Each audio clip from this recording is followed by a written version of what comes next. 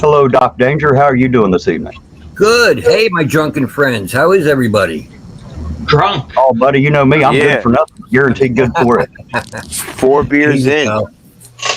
Well, I don't know. Everybody's up here screaming. Everybody's up here angry. Not really sure how I'm going to fit into all of this. You just have to supply your own anger, man. Well, I channel into. I write roasts about a lot of people, and I have a piece that I wrote called "The Origin of Chili de Castro" that I have not done anyplace else yet. And when I heard about what he said tonight, I was like, it's time to pull this out and do this somewhere. So that's why I offered to come up and do it for you.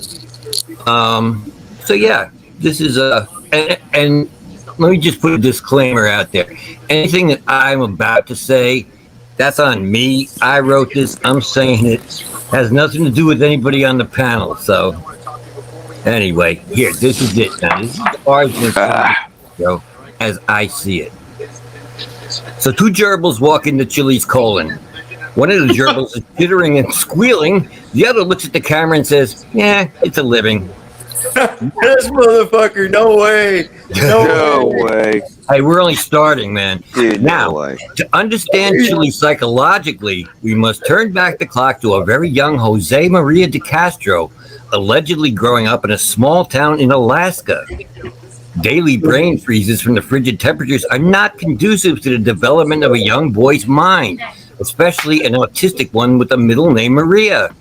It's not hard to conclude that school had to be rough, with a lot of gay slurs being hurled his way because of his girl's name. You know that had to happen. And being the smallest, most underdeveloped in his class didn't help either. Being called the small gay runt was inevitable. You know how kids are. Jose Maria stopped growing in the 7th grade, which has got to be tough on your psyche. But eventually, a semi-puberty crept up on him, and the beginning of him becoming a sex expert began. Or perhaps he means expert. I don't know. His earliest sexual experimentations were with the neighborhood pets, and by that, I don't mean penthouse pets. Jonathan Iditarod, former neighbor and Alaskan sled dog team owner, said the Huskies were always getting pregnant with bizarre-looking puppies that never fully came to term. A police investigation into this caused Jose to start maybe looking at humans. But which kind? The other boys in his class were dating girls. Maybe that's what he's supposed to do. Not having an identity of his own or the ability to feel emotions like other people, he would imitate or project the emotions or actions as he felt someone else might. Again, a tough way to live, but the only way he knows in order to navigate through life. So he approaches girls for dates, and it is here where he first really began hearing his infamous word of denial. Nope. Would you like to get a shake at the malt shop with me? Nope. Want to go to the sock hop with me? Nope. See, he's really old, and that's what they did back then. And sock hops in Alaska were wild. Oops. Oh, wait, hold on. Sock hops in Alaska were wild. If you didn't keep dancing, your feet froze to the floor. So, little Jose Maria vowed then and there that someday he would reclaim the word nope, make it a word of power that he could use to dispel any possible allegations against him. Even back then, he knew there would be some. So with all the girls saying nope, what's a puny beta boy to do? That's when he came upon a solution, a miracle medication that would change his life. Roofies. Yes, GHB, which is actually good for you.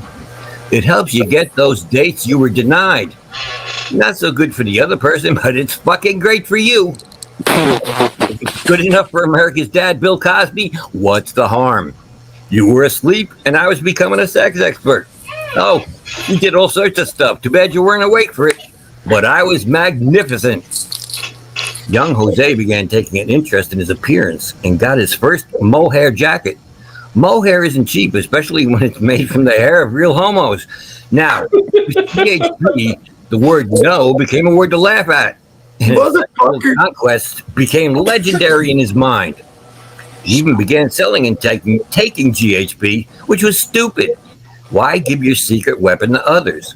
But Jose Maria likes to think he's a teacher of many topics, so he was probably giving seminars on when no doesn't matter and the miracle of GHB and how good it is for you. And I don't understand taking it yourself. Is that for when you want to masturbate, but you're not in the mood, so you drug yourself to molest yourself? But then you'd be passed out. See, I don't know how the logic in this works. Ironically enough, it was the selling of the GHB that got him in trouble with the law. And this is the pivotal moment in Jose Maria's life that caused the creation of Chili. A young autistic teen is arrested and put in what becomes an actual rape cage. And a real-life, dirty, corrupt sheriff with no pants and a raging boner sodomizes Jose Maria like he was auditioning for Hide the Salami 2.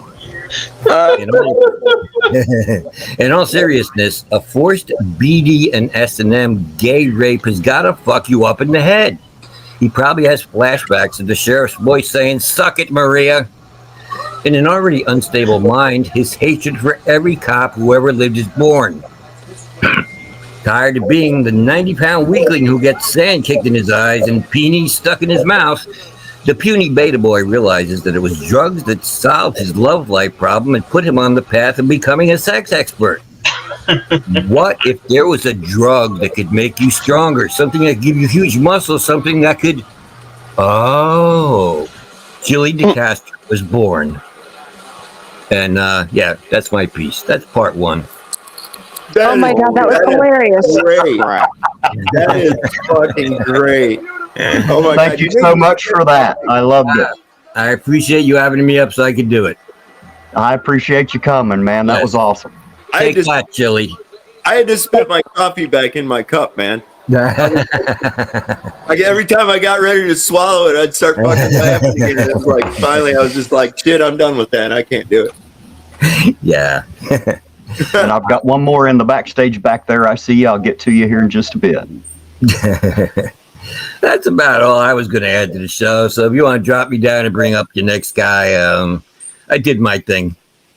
Well, I sure do appreciate you coming, and thank you for the amusement. I think everybody here enjoyed it. Thanks, so Doc. Oh, you're so welcome, guys. Thanks. You have a great night, Doc. Thank you. Yeah.